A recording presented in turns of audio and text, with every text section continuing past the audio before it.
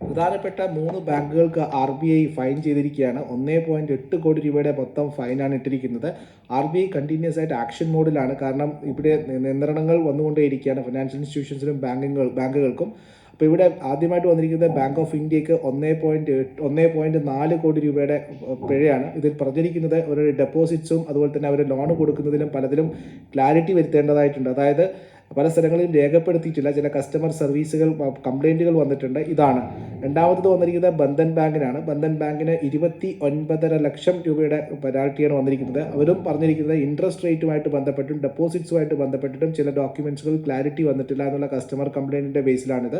അതുകൊണ്ട് ഇൻഡോസ്റ്റാർ ക്യാപിറ്റലാണ്. ഇൻഡോസ്റ്റാർ ക്യാപിറ്റലിൻ്റെ മുഖത്ത് 13.6 ലക്ഷം രൂപയുടെ പെനാൽറ്റിയാണ് വന്നിരിക്കുന്നത്. ഇത് അവരുടെ ഫിനാൻഷ്യൽ ഫ്രോഡ് ഉണ്ടായിക്കഴിഞ്ഞാൽ അത് എങ്ങനെ മിറ്റിഗേറ്റ് ചെയ്യുമെന്നുള്ള കാര്യത്തിൽ ക്ലിയറൻസ് വന്നിട്ടില്ല.